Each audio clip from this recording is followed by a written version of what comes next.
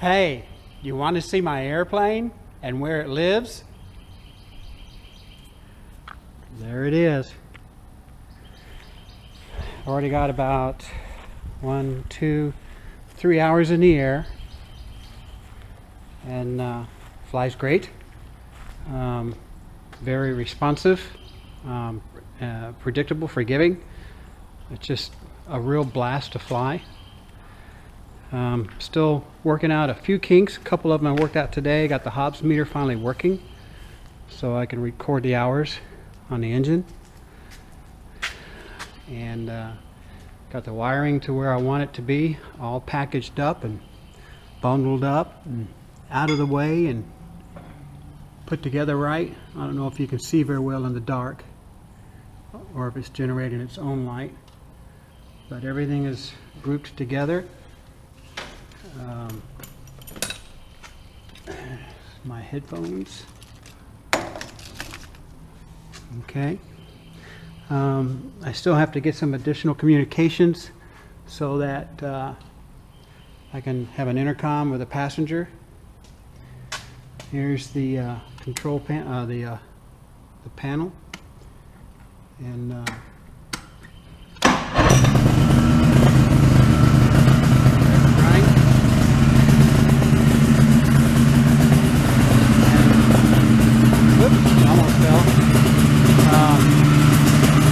tip strobes. They're just awesome.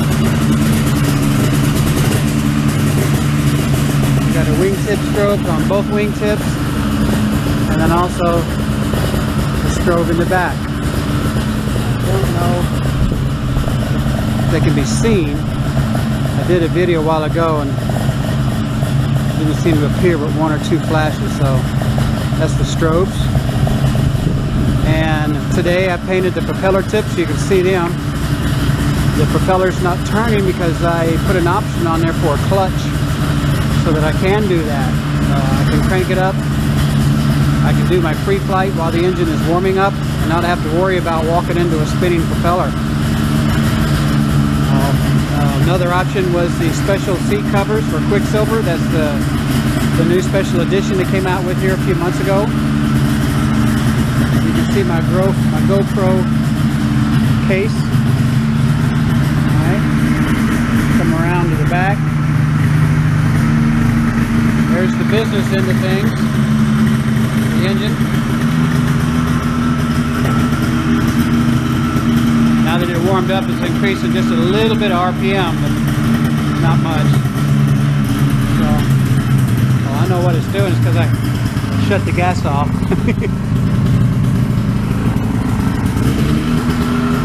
There we go. Gas is back on. Looking over the top of it.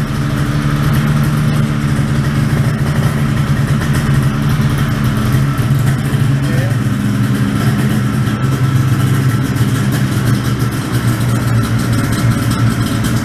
So that's the plane.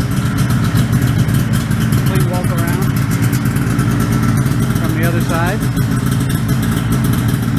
The 2 gray boxes are the strobe light controllers units. The one on top controls the 2 wingtips, which have a pattern.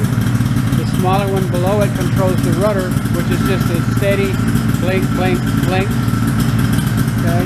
The power for those comes off of the engine ignition rather than the battery. The battery powers all of the avionics and gauges. Down there you can see the white BRS, which is the ballistic recovery system parachute. The orange box is the emergency locator transmitter. In case there's an accident and upon impact it starts transmitting a signal. The fuel tank, you can see the bottom of it. A special ordered tank. There's usually a 6-gallon. I got a 12-gallon tank put on it.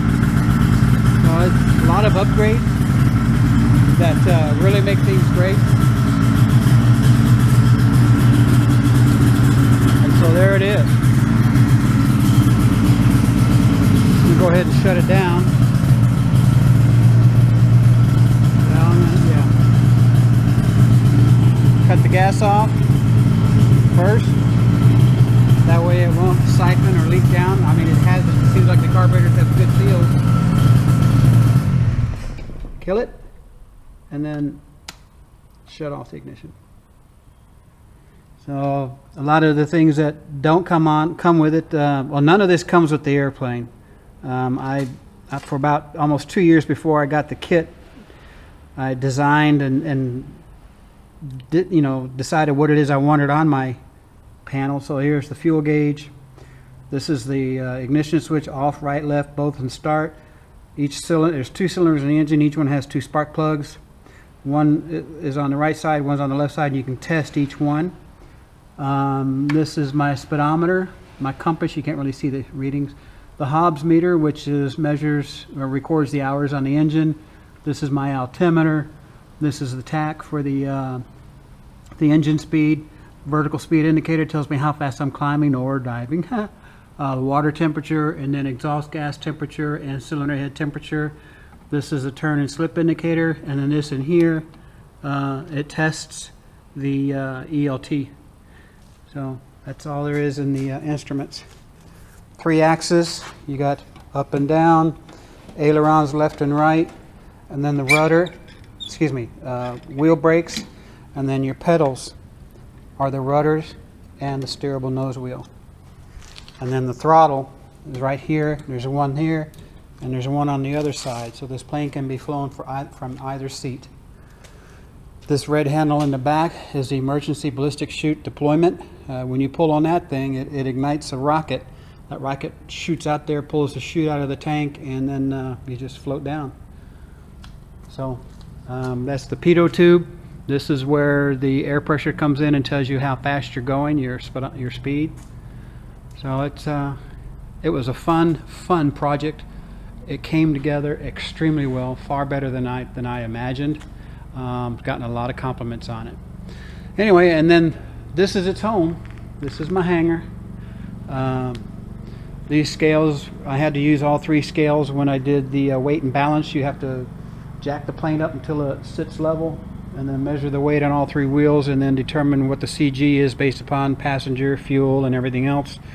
And of course, it's also my project table. As I have things come up to do, I put them on here and work on them.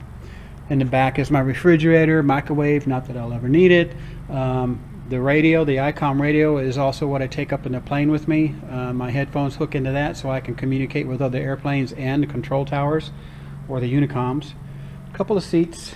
Over here is my tool bench, if you will, benches, shelves, where I kept things organized, laid out, plus all the chemicals and stuff I have to use.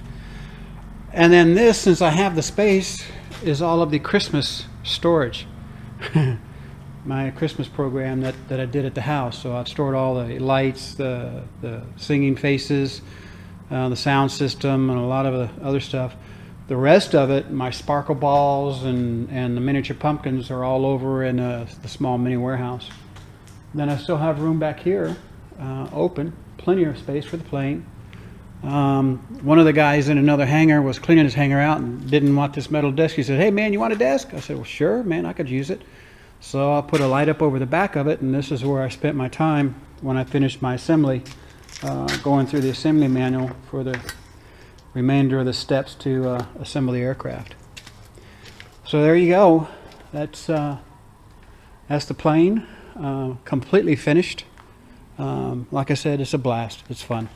Anyway, hopefully soon I'll be sending out flying videos that are of good quality. I've already done one, but it was jumping around a lot, and I had to do some adjustments to the camera to compensate for vibration, whatever.